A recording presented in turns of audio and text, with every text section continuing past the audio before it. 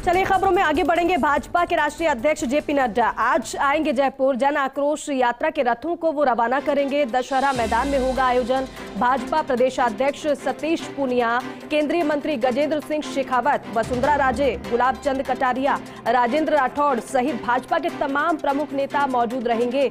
और भाजपा के राष्ट्रीय अध्यक्ष JP Nadda Bhajpa core group की बैठक भी लेंगे। सभा को संबोधित करने के बाद प्रदेश के नेताओं के साथ वो बैठक भी करेंगे। तो जेपी नड्डा का आगमन जयपुर में होगा और आप तस्वीरें देख लीजिए तैयारियों की।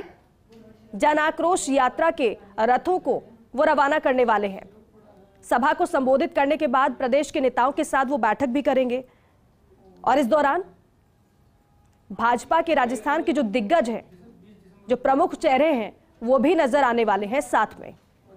दशहरा मैदान में आयोजन होगा तो एक तरफ तो सरकार लगातार अपनी उपलब्धियों को जनता तक पहुंचा रही है, बता रही है कि आपके लिए हमने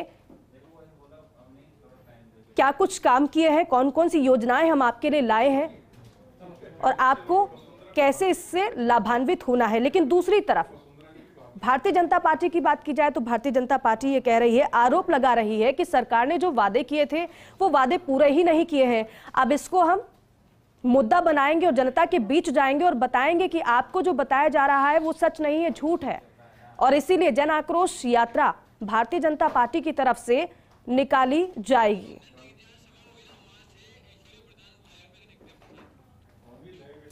तो देखिए, जहां पर सभा होने वाली है, जिस सभा को जेपी नड्डा संबोधित करने वाले हैं, वहां से मेरे सहयोगी ऐश्वर्य प्रधान हमारे साथ लाइव जुड़ गए हैं। उनका रुख करेंगे। ऐश्वर्य, जहां पर आप मौजूद हैं यहीं पर सभा होगी, यहीं पर जेपी नड्डा आएंगे। वो तस्वीरें तमाम दर्शकों को आप दिखाइएगा, लेकिन मैं चाहूंगी सबसे पहले आप अपडेट दे दीजिएगा, जेपी नड्डा कितने बजे करीब वहां पर पहुंचेंगे, फिर उसके बाद आगे उनके कार्यक्रम कैसे बढ़ने वाले हैं।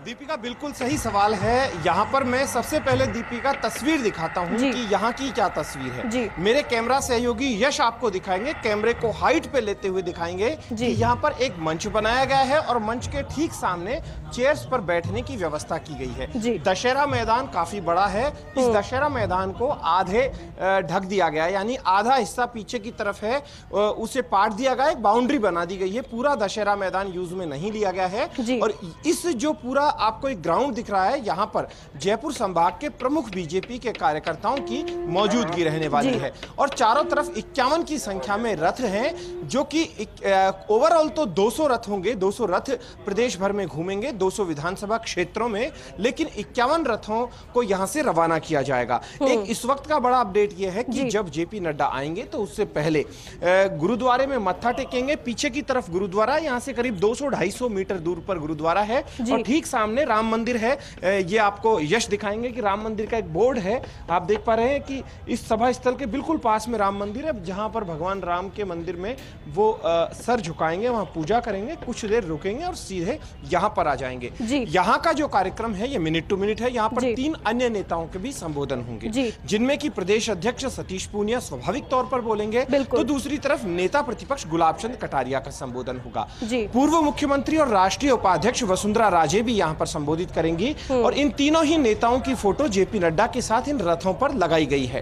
तो यहाँ पर अभी कार्यकर्ताओं को बुलाने की तैयारी शुरू हो गई है। करीब 15 से 20 मिनट बाद कार्यकर्ताओं का यहाँ पर पहुंचना शुरू हो जाएगा। तैयारियां बहुत अच्छे तरीके से की गई है दीपिका, और हम लगातार अपडेट भी दिखाएंगे। लेकिन ये एक शुरुआत है 2023 की, जो महासंग्राम है। एक तरफ राहुल गांधी की यात्रा आ रही है तो दूसरी तरफ जेपी नड्डा से इन रथों की रवानगी करवाई जा रही है। हालांकि ये जो यात्रा है, ये यात्रा राज्य सरकार के कांग्रेस के 4 साल के खिलाफ तैयार की गई है। जन आक्रोश यात्रा इसे नाम दिया गया है।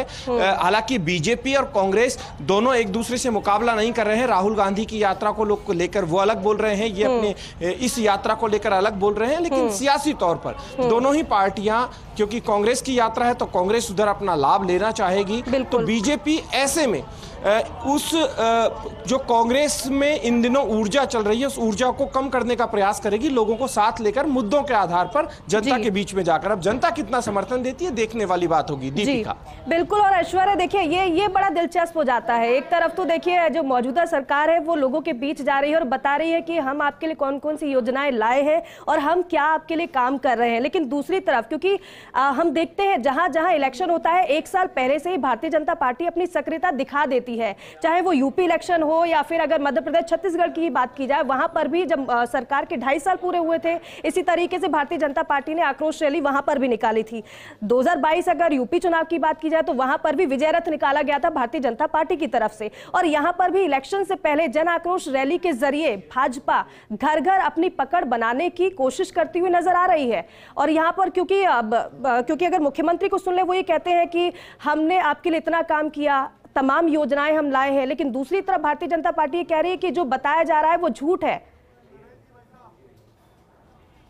नरेश जी भाई साहब आपके बाईं तरफ देखिए दीपिका, बिल्कुल सही फरमाया है आपने कि यहाँ पर चुनाव से एक साल पहले बीजेपी एक्टिव हो जाती है। पहली बात जो आपने बोली बिल्कुल सही बात है, लगभग एक साल रह गया और बीजेपी एक्टिव हो गई है। आप ये तय मानकर चलिए कि गुजरात चुनाव के परिणाम आएंगे, उसके बाद राजस्थान में भी सियासी तौर पर शह और मात के खेल भी शुरू हो जाएंगे। दूसरी तरफ कर्नाटक चुनाव जब खत्म हो जाएंगे तो आप मानकर चलिए कि महासंग्राम यहाँ पर बहुत तेजी से शुरू हो जाएगा और यहाँ पर तमाम लीडर्स के दौरे जयपुर में, राजस्थान में विभिन्न अंचलों में शुरू होंगे। हालांकि अभी से आना शुरू हो गए हैं, अभी से बिसात बिछाना शुरू कर दी गई है। तो बीजेपी अपनी तैयारियां संगठन के तौर पर मजबूत करती है, लेकिन दीपिका एक महत्वपूर्ण बात मानकर चलिएगा कि राजस्थान में टिकटों का भी खेल बड़ा खेल होता है कि यदि टिकट सही व्यक्ति को कोई भी पार्टी दे देती है तो वो जीतता है, क्योंकि यहाँ पर कैडर की बात दोनों ही पार्टियां करती है, लेकिन जब जातिगत संतुलन की बात आती है और क्षेत्र में संतुलन की बात आती है तो तमाम चीजें धरी हुई भी रह जाती है। बिल्कुल सही बात। कई बार जाति और व्यक्ति भी बड़े भारी होते हैं यदि किसी एमएलए के प्रति नाराजगी है। बिल्कुल ठीक है ऐश्वर्या, अब तस्वीर आपने दिखाई है, जानकारी आपसे हम लेते रहेंगे। फिलहाल के लिए आपका शुक्रिया।